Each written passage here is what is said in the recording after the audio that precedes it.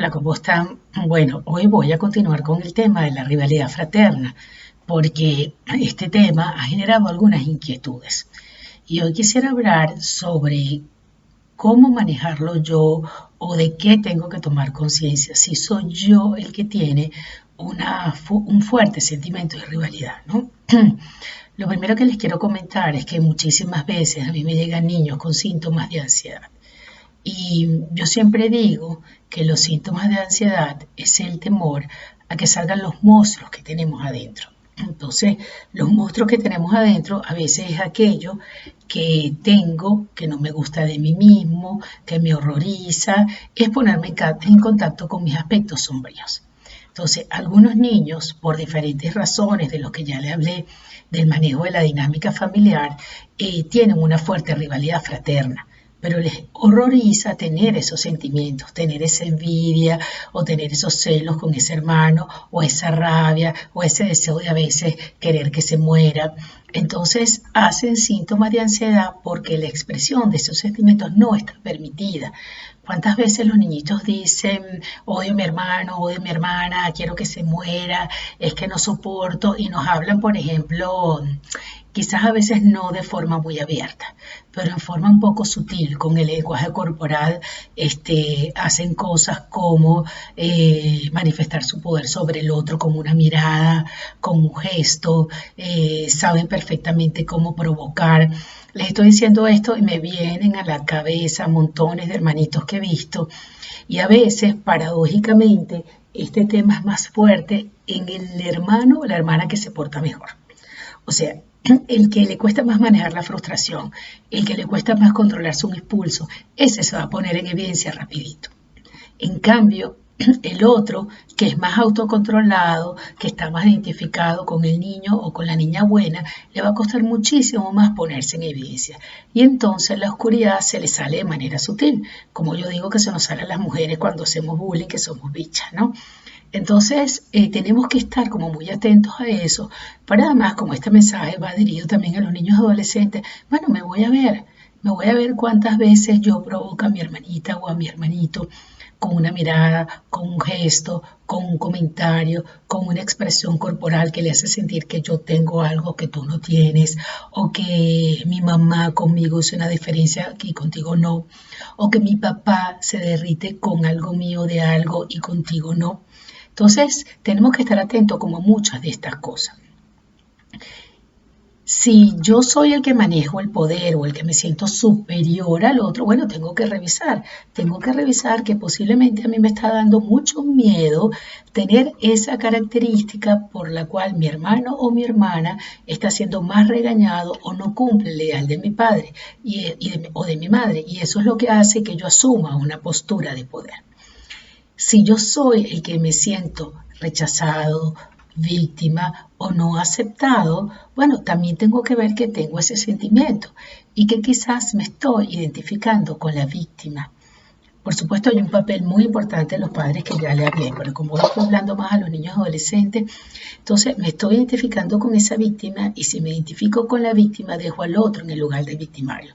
Me identifico con la víctima y entonces voy creciendo siempre con un complejo de exclusión y me coloco en una situación de pobrecita yo. Entonces, pobrecita yo, siempre soy la víctima, siempre soy la excluida, siempre soy la que no me aceptan. Entonces eso puede tomar mucha salida. Estoy siempre tomada por este complejo de exclusión, por entonces la salida que puedo tomar es de que soy así, ¿sabes? Como muy rebelde, porque entonces yo soy mejor que nadie y es una falsa compensación. O puedo tomar la actitud de pobrecita yo, siempre callada, siempre inhibida, porque estoy identificada con la víctima. Entonces es muy importante en estas situaciones de rivalidad fraterna, primero que yo vea que estos sentimientos de celos, de rabia, de envidia son normales. Pero lo que tengo que ver también es cuál es la identificación que estoy haciendo. Por supuesto, mientras más pequeño es el niño, es más difícil tomar conciencia de esto. Es muy difícil que un niño chiquito, 5, 6, 7 años, vaya tomando conciencia de esto. Yo les puedo decir que los niños de 8, 9 años, más o menos, cuando ya uno empieza a hablar y empieza a dar cabida a estos sentimientos, uno tiene que permitirles que en algún momento de rabia digo, ay, odio a mi hermano, quiero que se muera, qué fastidio mi hermanita. Yo siempre digo que los hermanos mayores sienten que los hermanos chiquitos son fastidiosos. Y bueno, y sí, posiblemente los chiquitos somos fastidiosos. Me estoy acordando que una de mis hermanas me decía que yo era Pepita Preguntona. Y sí, era Pepita Preguntona y lo sigo siendo y soy fastidiosa. Pero también los hermanos mayores a veces también manejan una situación de poder, ¿ok? Y siempre quieren mandar, porque bueno, de alguna forma está esa característica en ser el hermano mayor. Entonces, vamos a ir tomando conciencia de esas cosas y de que eso que yo rechazo de mi hermano o de mi hermana, que rechazo tanto, puede estar mostrándome un potencial.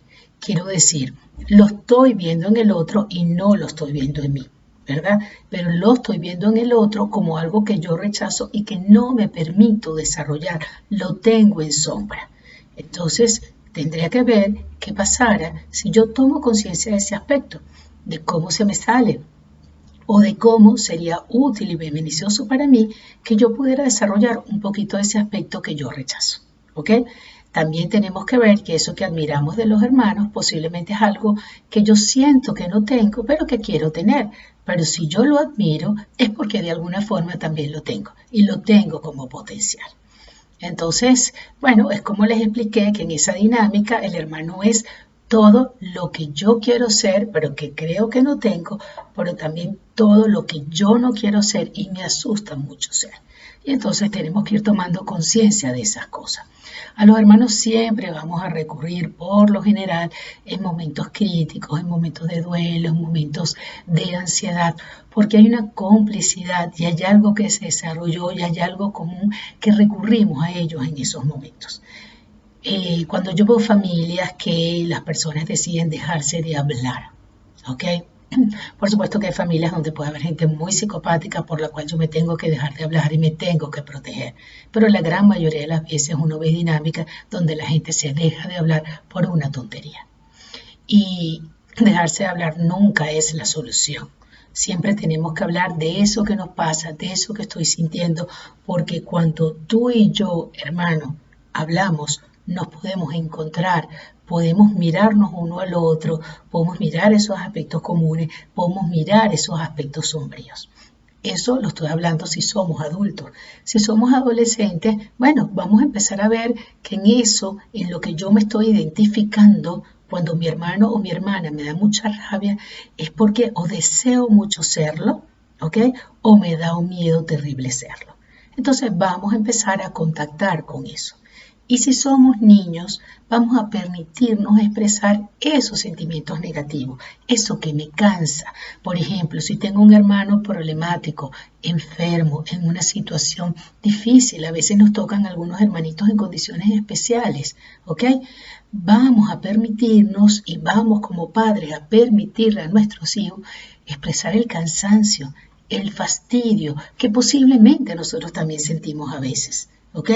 Esa sensación de impotencia para que podamos encontrar que lo que nos da mucha angustia es que verdaderamente amamos a esa hermana, pero nos cuesta mucho aceptar que tengamos estos sentimientos ambivalentes.